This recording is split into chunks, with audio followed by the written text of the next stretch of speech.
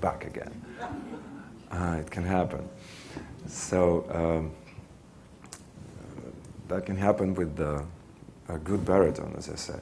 But yes, Iago is another role, and I feel very excited about it, and it's a new serious step in my opera career. And, well, what led you to take this step at this point? Well, because I'm singing Verdi, and I'm hitting my 50th birthday this year, and I have to do it. Just have to do it. And then next step will be a Macbeth, which I was afraid of doing for many years, because it's still early Verdi, so it's a singing role. Do you think of Iago as an acting role? It's both. It's acting, because Verdi is of Otello. It's not Verdi of Hernani, and the language, the style of his music has been changed dramatically, and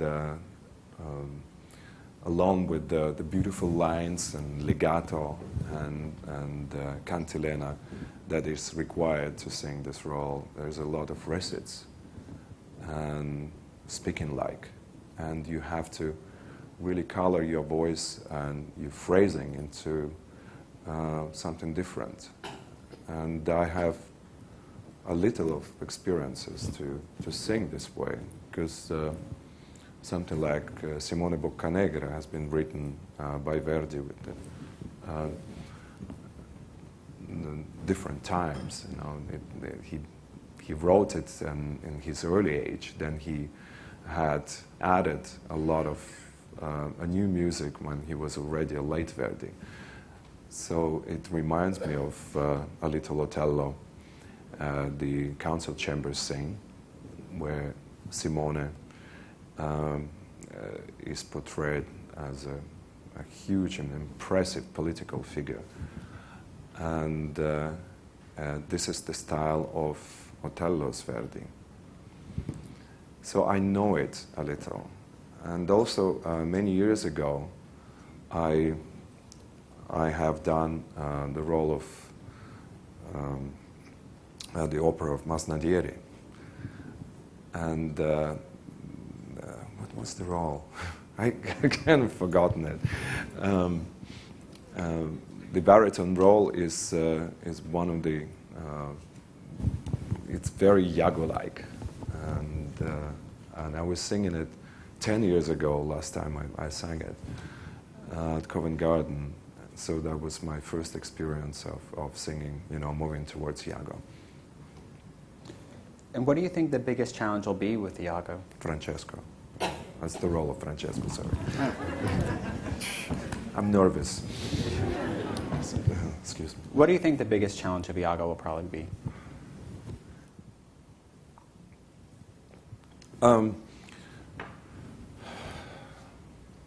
Parlando, that's not my forte, really. It's I like to sing the lines, and in terms of technique, I have to really work very carefully on staccato, parlando, marcato, which I have to really achieve this into the new way. I'm not really afraid of the acting challenges. Look forward to it, and I'd like to, because I like to challenge myself on stage, and it's very important that I should work with a great stage director. That would be really neat. Do you know who's going to be directing it? Unfortunately, the first time I'm doing it, it'll happen in Vienna, so I'll have 3 days of rehearsal. But that's just the way the schedule worked out. Yeah, exactly. Yeah, so then it'll be totally up to me whether I'll manage to survive or not. Right. But the same way I made my debut on Don Carlo as Rodrigo di Posa. I sang with 3 days of rehearsals, Vienna Staatsopera, and my Filippo was Nikolai Gaurov. It's not bad. And I'm survived. I have survived. So I hope I'll manage to do that. Now, when you first came back to Russia after you won the Cardiff Singer of the World competition, what was it like to come back as someone who had just been called the best singer in the world? What was that reception like? Oh, they actually understood it exactly, the best singer in the world. They had no idea who was I before, a little boy from far away in Siberia, in Krasnoyarsk. And after the winning in Cardiff, we had the police on the horses and barriers, and the people are buying the tickets overnight, and that was absolute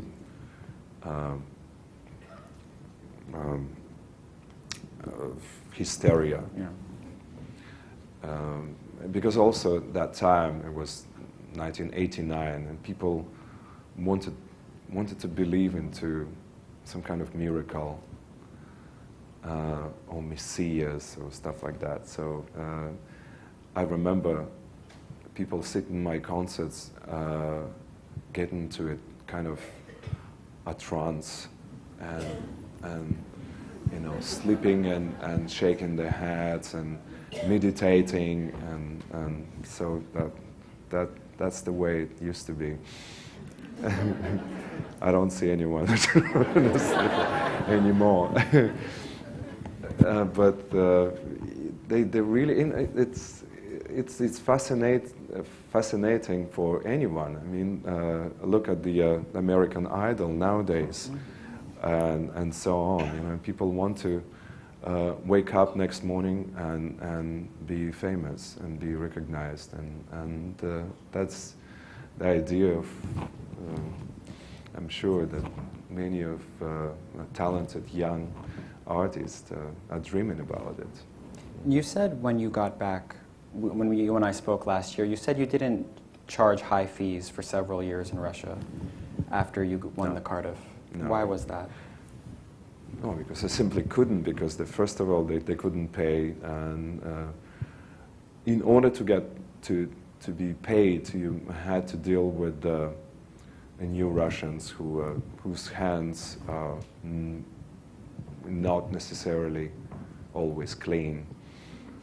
And I had this kind of a foreign attitude about everything that was going on in Russia, because I was even ashamed of feeling Russian, because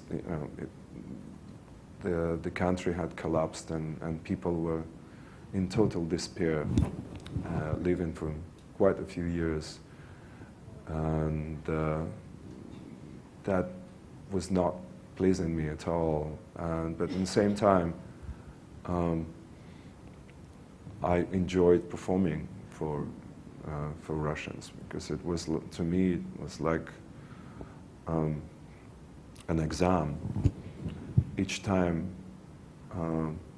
I performed, mostly recitals and concerts, a new recital program, it had to be approved by Russians, and the audience, particularly in Moscow Conservatory Hall, are so tough, unpredictable, arrogant, but also they love you. Just the way they love you, it's not necessarily a very pleasant.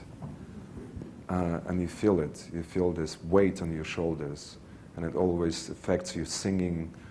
You're becoming double nervous, but when you get the result, when you get through the concert, through the end, satisfaction is amazing if you really manage to do it well.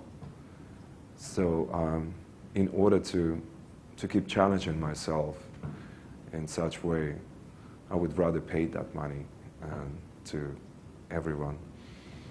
And also at that time I felt just so incredibly rich. Because just a few years back, I was a young student who just had enough pocket money to buy a sandwich in McDonald's.